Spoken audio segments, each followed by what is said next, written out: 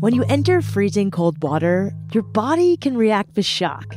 You might gasp for air involuntarily or even begin hyperventilating. Your muscles can spasm and your blood vessels constrict.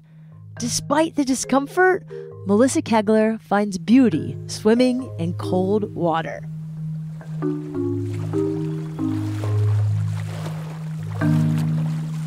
I was way offshore doing my training swim, and I stopped to watch a sunrise over the mountain.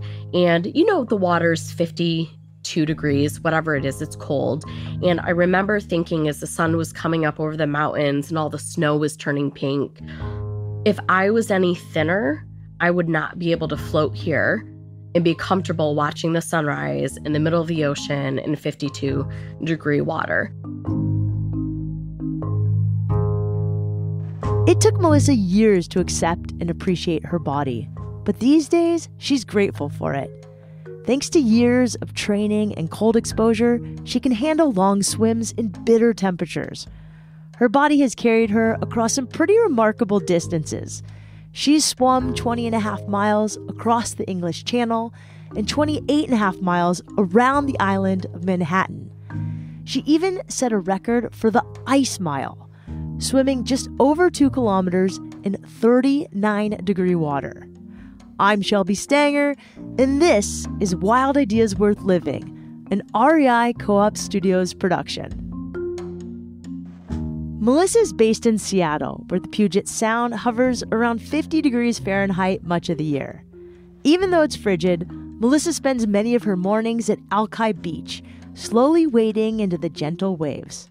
Alki is her training ground for both ice swims, which take place in water under 41 degrees Fahrenheit, as well as marathon swims, which is anything over 10 kilometers. It's also where she finds community.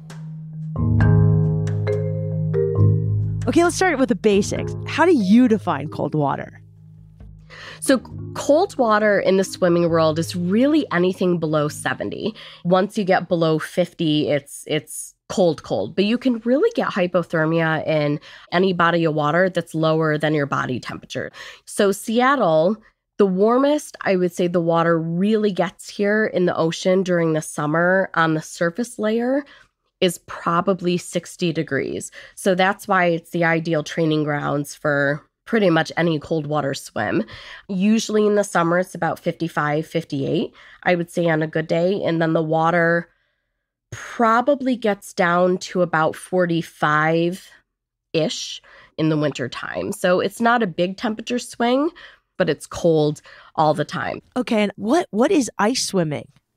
So ice swimming for normal people is really just anything in cold water. So it doesn't necessarily have to be an ice. It can be an ice. But really, I would say for normal, regular swimmers, anything that's really cold. And when I say really cold, that's subjective, but in the 40s in general. Yeah, and you do this because you love it. Yes, I would say love it after the fact when I'm happy. I think the misnomer for a lot of cold water swimmers and ice swimmers is that it must not feel cold to you. It is cold every single time. And I would challenge any cold water swimmer. I secretly think they're lying if they say it's not cold, because it's cold every single time. There's no way it can be. But afterwards, once you kind of get that adrenaline rush and the excitement of, finishing the ice swim, then it's fun. I'm really curious, why ice? Why the cold water? Like, what is so alluring about that versus, you could have just kept going and doing these long marathon swims, but you're really attracted to cold water? So I think for me, in the same way that at the end of the day, the ocean controls your swim and decides the fate for you. For me, I think the allure of the really cold water is that same type of control, but you have to really know yourself and know your body, because when you're swimming for a long distance, you can't continually swim because the physiology of your body is going to take over at some point in time. You're going to get hypothermia and you're going to eventually die if you keep going. There is a limit that no human can withstand.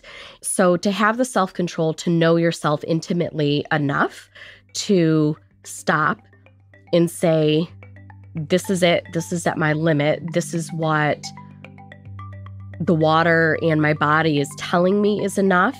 And to listen to that, I think, is the allure for me. Melissa was almost 30 when she discovered open water swimming. Her family entered a relay triathlon in Florida, and Melissa, who was a swimmer in high school, decided to take on the half-mile portion of the event. She was a little intimidated by being the only swimmer there who wasn't wearing a wetsuit. But that's when she discovered she really liked swimming in the open water. She started participating in longer organized swims and decided to take swim lessons. A couple of years later, Melissa moved to Seattle for work, where a fellow swimmer invited her to Alki Beach and introduced her to the notorious Alki swimmers. The water may have been cold, but the swim club was warm and welcoming in a way that Melissa didn't expect. Every open water swimming group I've ever met has been full of these incredible, overachieving, very diverse, bright, determined, fun-loving, badass people. I'm guessing your crew is no different. Tell me about this community and how you fell in love with them. So the swim group at Alki Beach, when I first joined, was really small. But I remember the first day I went to Alki. It was a beautiful sunny day, and there's a big hill on Admiral Street. It's the last big hill towards the beach. And I went over this hill. The sun was shining. The Olympic Mountains were in the background. And you see this body of water.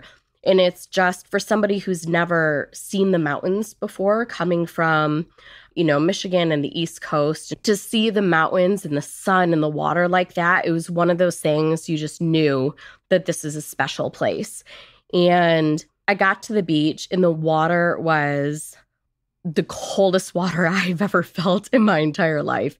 It was absolutely freezing, but it was something, I don't know how to describe it. It's just one of those things, you hate it, but you love it at the same time. I don't know. It was just wonderful. It hurts so good. Yes. And the community they were just so positive. They didn't care if you had a wetsuit on. They didn't care if you had a regular swimsuit on. It was just kind of one of those come as you are type places. There's people of all different ages, races, professions, beliefs. It just this huge diverse group of people that is grown over the past several years. And we just love spending time with each other. It's also been a group in a place where I've been able to, explore myself and explore my body as I've changed in size over the last several years and really become comfortable in my own skin, and to be in a place now where, I'm the heaviest I've ever been in my life, but to be starting into this new decade of my 40s, being the heaviest I've ever been, I have never been happier with who I am physically and where I'm going. I mean, your body has taken you to records through ice. Yes. Like, your body is awesome. I really like that you are talking about, using your body that you have to do these wonderful things and accepting it and loving it. And I'm just curious to kind of hear about your journey and sort of where you're at with it and what you want others to know. Yes. And this is the body positivity thing is a great concept. It's been a source of a lot of pain and also joy in the journey. When I was in high school, I was very, very thin. But it allowed me to achieve my athletic goals in high school. And I think as a lot of adults and specifically a lot of females can relate, as you get older, things change, the weight goes on, and it is what it is. You get sucked into diet fads. I have that dress in my closet that's 4 sizes too small that I swore I was going to get into at the end of last year. And I think there's a lot of, again, especially for females, but it can happen to men as well. There's a lot of pressure to look a certain way based on whether it's, social media or just weird comments from people. But how that really played into swimming is I started in a wetsuit, went into a one piece, and I was probably 50 pounds lighter at that point in time, and I was still terrified to take off my t-shirt. Me and two other girls made a pact that we were going to swim in a two-piece, and it took me probably 30 minutes to take off my shirt to quote unquote reveal myself on the beach in March in Seattle. Now, who's on the beach in March in Seattle? Nobody. I realized, I love how I felt in the water in the two-piece. And gradually over time, I found the smaller the bikini got, the better I felt in the water. And I realized I just don't really care anymore because my body is getting bigger. The swimsuits are getting smaller. I'm becoming more comfortable. And then there's this moment I remember clear as day. It was really early in the morning and I was out at Alki and I was way offshore doing my training swim. And I stopped to watch sunrise over the mountain. The water's 52 degrees, whatever it is, it's cold. And I remember thinking as the sun was coming up over the mountains and all the snow was turning pink, if I was any thinner, I would not be able to float here and be comfortable watching the sunrise in the middle of the ocean in 52-degree water. It was such a turning point in my relationship with myself and my body, just thinking, why am I worried about this? Of course, visually, I do want to get into the pair of jeans that's a couple size smaller. But if I do that, then I might not be able to watch the sunrise like this. And I might not be able to be comfortable swimming the English Channel. And I might not, maybe my organs are going to shut down during ice swimming. There's all these what ifs that my body size, if it changes, it could affect my goals. And I'm not willing to do that because I'm not willing to risk my enjoyment. Melissa has an incredible resume when it comes to swimming. Between 2016 and 2018, she swam across the Catalina Channel, the English Channel, and around the island of Manhattan. These three swims are known as the Triple Crown in the world of open water swimming. They're all between 30 and 45 kilometers. Just swimming 1 mile is impressive. Imagine swimming over 20. Melissa didn't get to this point overnight. It took hours of training and completing a handful of shorter swims. So you had this idea to do the English Channel. How did you prepare for that? In preparation for the English Channel, I did the Alcatraz swim because I thought that's a real cold water swim.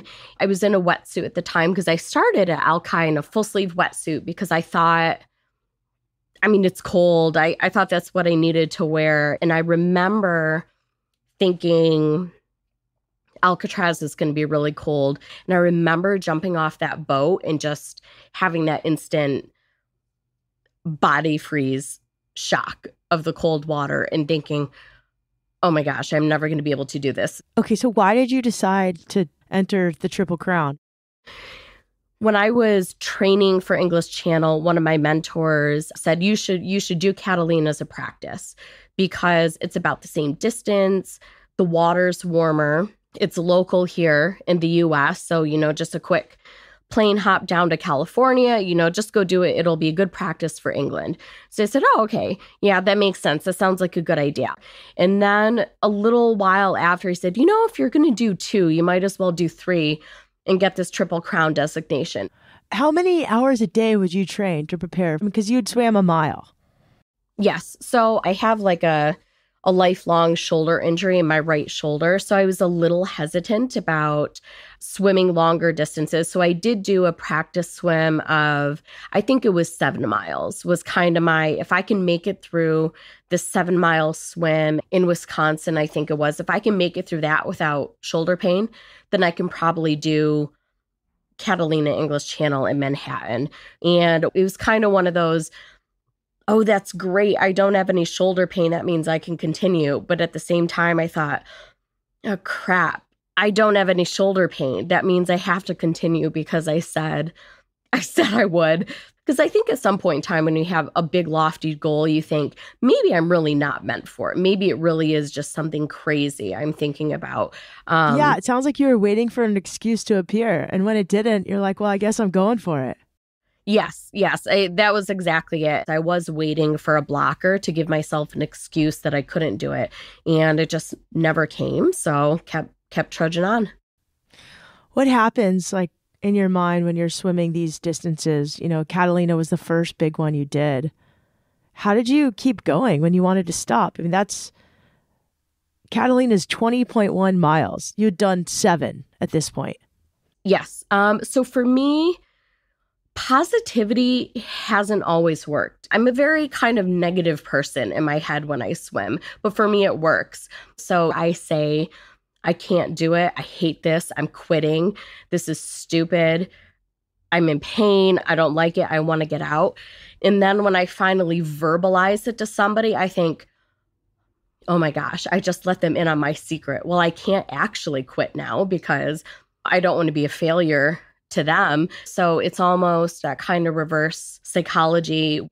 And then the other thing that really gets me through is when I'm feeling really, really bad and I'm really hurting, I always return to the water, to the ocean, and ask it for help. And usually I end up making a promise because I'm a big person on not breaking promises. For example, in Catalina, I was having a really hard time about 4 miles to the finish, but I told the ocean if it just gave me something, some sort of animal, some sort of exciting thing to look at, I promise I'll finish no matter what. And no kidding, less than 5 minutes later, the super pot of dolphins came. There were 3 adults and a baby that were swimming belly up under me. And it was the same thing. I was so excited to see it. But then I thought, oh, now I have to finish because I promised that I would finish if the ocean gave me an animal, and now it did. So I have to finish to the end. But before you even get into the water, I've heard you on a video say, I love you. Talk to me about that. So one of the big things, regardless of whether it's a practice swim or an actual event, every time I go into the water, I always make sure, I tell it, I love you. Be kind to me. I want to be kind to you today. I appreciate you. Please be kind, and I promise I'll give back. It's one of those things where the ocean always wins. Even if you finish a swim successfully, that doesn't mean the ocean didn't win, because the ocean is going to throw you something during the swim, whether it's a blast of chilly water, or it's the rogue wave that you didn't expect, or it's an animal that pops up at the inopportune moment. The ocean always gives you something that throws you off. So for me, it's really important to just, say almost like a little prayer or words of kindness or something to make it understand that, I'm not here to fight you today. I'm not here to swim against you. I'm here to allow you to give me the best path to completion. Swimming offers Melissa so much. A way to move her body that feels good, a close-knit community of swimmers, and a deep connection to nature. When we come back, Melissa talks all about ice swimming, how she prepares for the Ice Mile event, and what happens to her body when she gets out of the freezing cold water. Plus, she tells me about some of her most memorable swims.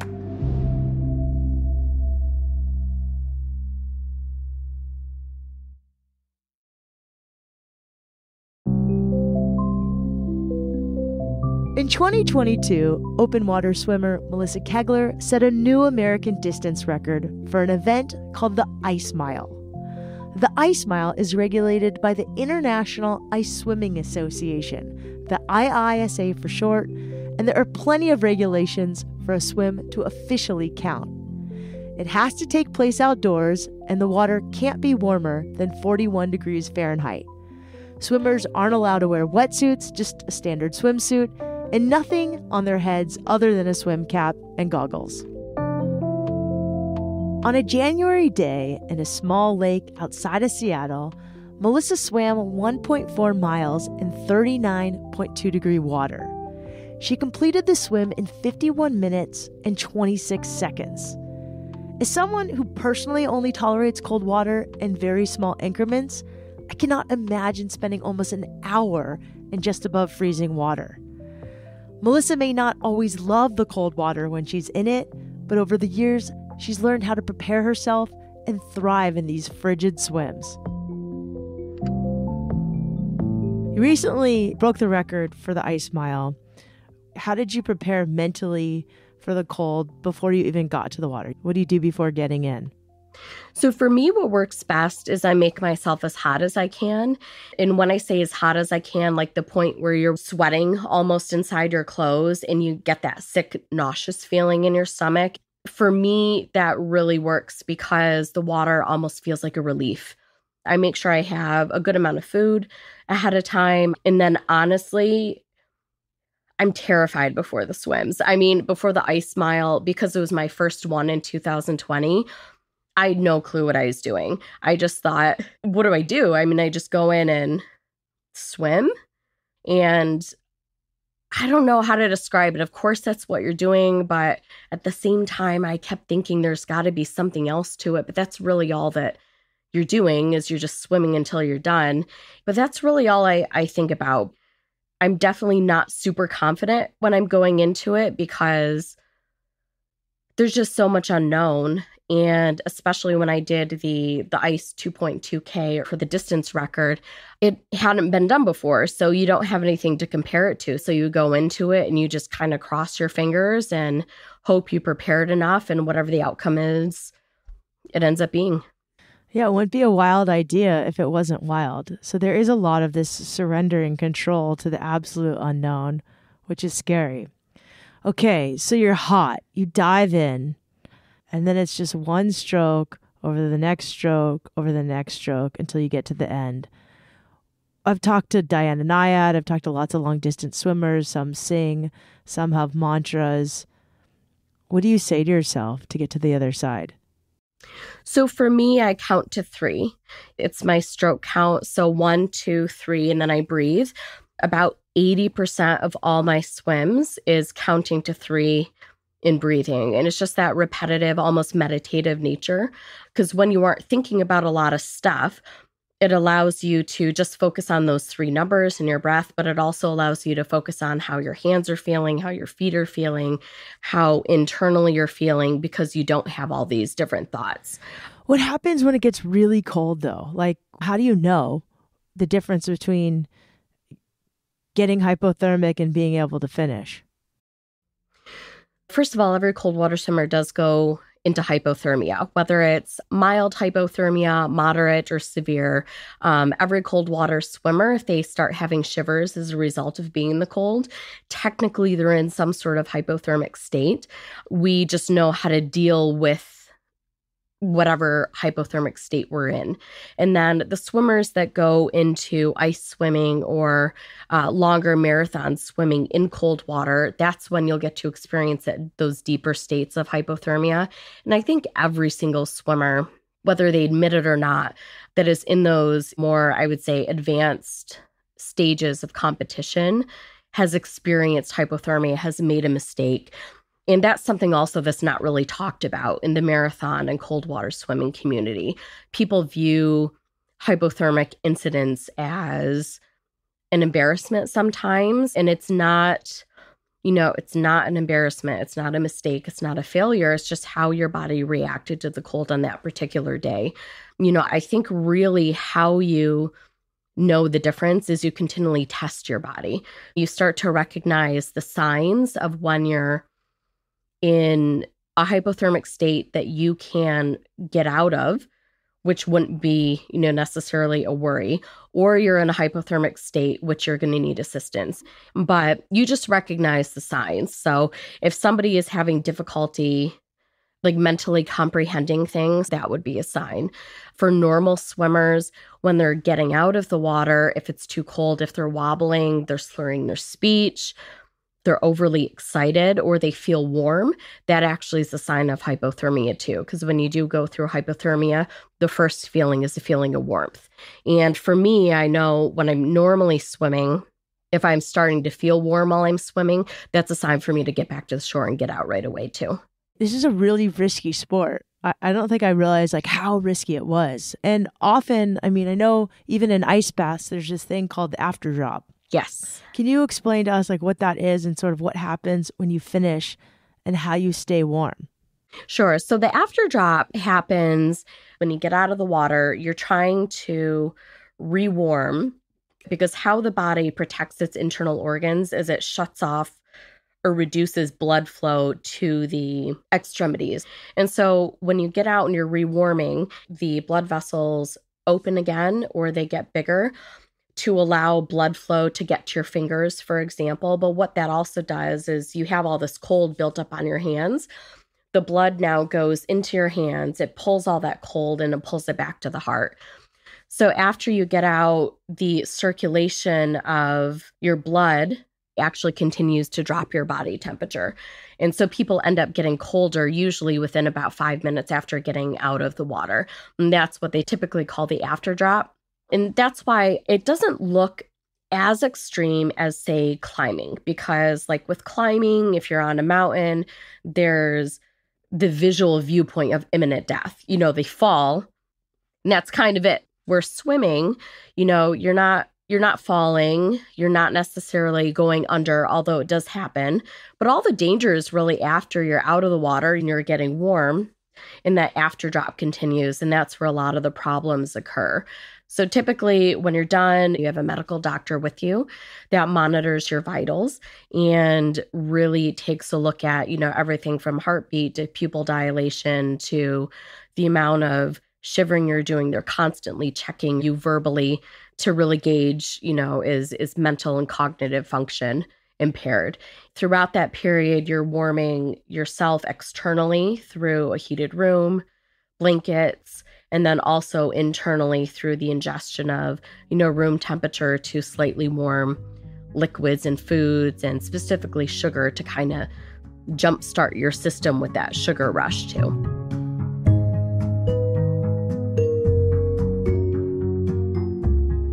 How has swimming changed your life? I mean, it's changed everything. It's changed, obviously, my relationship with myself. It's changed the relationship with the water and how I view nature and, how I view spirituality. It's changed how I view work and the principles of why I go to work every day. It's changed my relationship. My current partner, Glenn, I met him through swimming. And that was a big deal because when I was training for my marathon swims, I was very adamant about I'm not dating. I'm not letting any guy disrupt what I want. I love that you two met through swimming. Okay, so do you have any good swim stories over the years? So my absolute favorite animal encounters are seals in general. And I have the seal Georgie off of Alki Beach. You can actually figure out which seals are which if you get close enough to them and are able to recognize the spots on the seals. So Georgie is one of my seals, and he, over the summertime, if I'm doing my long training, will swim with me for up to 3 hours on my training swims. So it's really fun to just have company, and company in the form of a seal swimming with you, especially for that long. And then probably my most memorable swim was the Catalina Channel. It was the first time I saw bioluminescence. There's no moon. It was a new moon night, and every single hand stroke in the water that you took, you just saw these bright neon green bubbles. You put your hand in, you do a stroke, you see these bright green neon bubbles, and then I took a breath and saw a shooting star. And it was just one of those magical moments where everything around you is pitch black, but there's these glowing things in the sky and the water, and you just kind of realize that at that moment, at that place in time, that is 100% exactly where you're meant to be.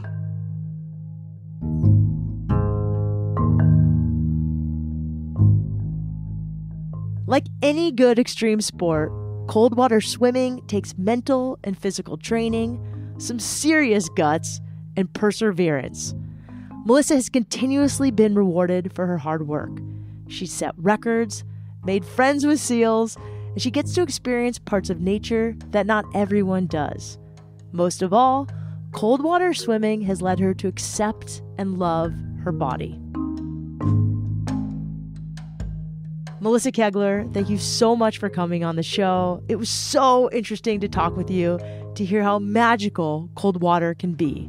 If you want to follow Melissa's swims, check her out on Instagram at Melissa Kegler. That's MELISSAKEGLER. You can also head to her website, melissakegler.com. Wild Ideas Worth Living is part of the REI Podcast Network. It's hosted by me, Shelby Stanger, produced by Annie Fassler, Sylvia Thomas, and Sam Piers-Nitzberg of Puddle Creative. And Annie recently took her 2.5-year-old son on his first hike in the Columbia River Gorge, where he walked the entire time. It's so exciting. Our senior producer is Jenny Barber, and our executive producers are Paolo Motola and Joe Crosby. As always, we appreciate when you follow the show, when you rate it, and when you review it wherever you listen. And remember, some of the best adventures happen when you follow your wildest ideas.